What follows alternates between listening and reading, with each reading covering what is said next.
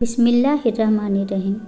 سب فانی ہے، اللہ باقی ہے۔ قرآن میں یہ بیان ہے، کسی کو خوشی نے بہکایا، کسی کو غم نے کیا پریشان ہے۔ منزلوں تک وہی پہنچتا ہے جس نے اپنی محبوب چیزوں کو کیا اللہ کی راہ میں قربان ہے۔ دنیا میں آئے بڑے بڑے لوگ، لیکن محمد صلی اللہ علیہ وسلم سے بڑھ کر نہیں۔ محمد مصطفیٰ صلی اللہ علیہ وسلم کی سنت کو چھوڑ کر کسی اور کی غلامی اختیار کریں، یہ ممکن نہیں۔ سن لے دنیا، یہ ہمارا واضح اعلان ہے۔ انسان زندگی کی جنگ لڑ رہے ہیں بغیر ہتھیاروں کے۔ سب سے بڑے ہتھیاروں میں سے دو بڑے ہتھیار صبر اور نماز ہے۔ یہ وہ ہتھیار ہے جن سے آپ کو اللہ کی مدد ملتی ہے۔ اس کے ساتھ دو اور ہتھیار بھی ضروری ہے۔ ایک وہ جو آپ کے دل میں تازگی قائم رکھے، اس کا نام ذکر، اور جو تمہیں روشنی مہیا کرے اور ترقی کی راہ دکھائے، اس کا نام علم ہے۔ مولا علی علیہ السلام فرماتے ہیں، زندگی میں قسم، قدم اور قلم بہت سوچ سمجھ کر اٹھانا چاہیے۔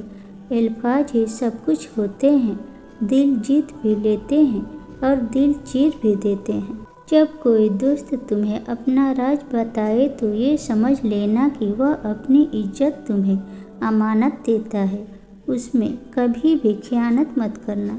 ہمیشہ دیر کر دیتا ہوں میں ہر کام کرنے میں۔ ضروری بات کہنی ہو، کوئی وعدہ نبھانا ہو، اسے آواز دینی ہو، اسے واپس بلانا ہو، ہمیشہ دیر کر دیتا ہوں میں۔ مدد کرنی ہو، اس کی یار کی ڈھارس بندھانا ہو، بہت ویرینہ رشتوں پر کسی سے ملنے جانا ہو، ہمیشہ دیر کر دیتا ہوں میں۔ بدلتے موسموں کی سیر میں دل کو لگانا ہو، کسی کو یاد رکھنا ہو، کسی کو بھول جانا ہو، ہمیشہ دیر کر دیتا ہوں میں۔ کسی کو موت سے پہلے کسی غم سے بچانا ہو، حقیقت اور تھی کچھ اس کو جا کے یہ بتانا ہو، ہمیشہ دیر کر دیتا ہوں میں ہر کام کرنے میں۔ غربت کے 10 اسباب: قرآن نہ پڑھنا، مہمان آنے پر برا منانا، اولاد کو گالی دینا، مکڑی کے جالے نہ اتارنا، گھر میں گندگی رکھنا، کھانے کے برتن گندے رکھنا، ٹوٹے برتنوں میں کھانا کھانا، پانی بغیر ڈھانپے رکھنا، برے خیالات سوچنا، اندھیرے میں کھانا کھانا۔ یہ جو مڈل کلاس کے لوگ ہیں نا، ان سے انصاف کیا کرو، ورنہ اگر یہ اٹھ کھڑے ہوئے نا تمہارا ظلم کے خلاف تو تمہیں چھپنے کی جگہ نہیں ملے گی، خود ہی قبروں میں جا گھسیں گے۔ ماں اور بڑی بہن۔ عربی کہاوت ہے کہ اگر یوسف کی کوئی بہن ہوتی تو وہ اسے کبھی کنویں میں نہ پھینک کر آتی۔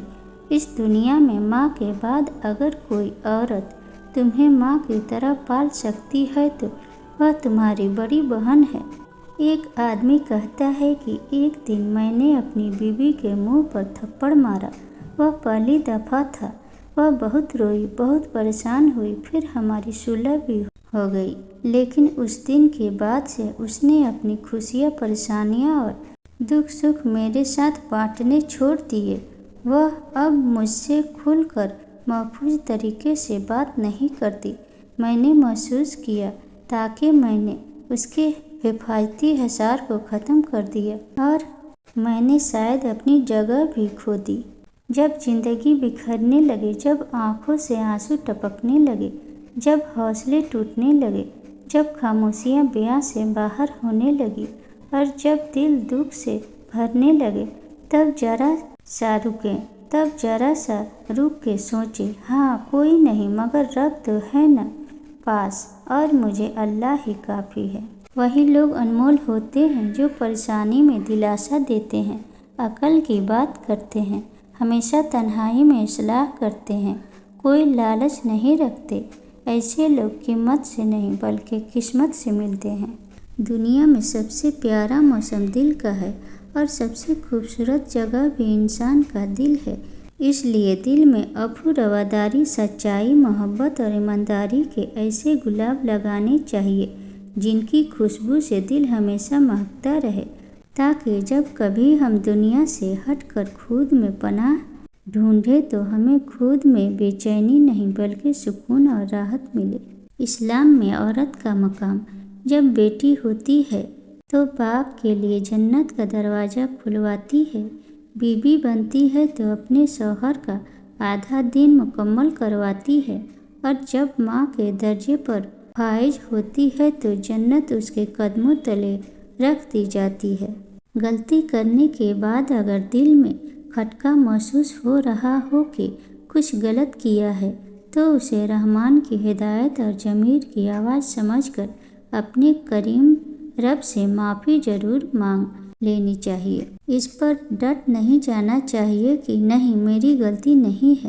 کسی کو اتنا پیار دو کہ کوئی گنجائش نہ چھوڑو، اگر وہ پھر بھی تمہارا نہ بن سکے اسے چھوڑ دو، کیونکہ وہ محبت کا طلبگار نہیں بلکہ ضرورت کا بیزاری ہے۔ محبت کرنے والے کو کسی چیز کی ضرورت نہیں ہوتی اور ضرورت مند کو کسی چیز سے محبت نہیں ہوتی۔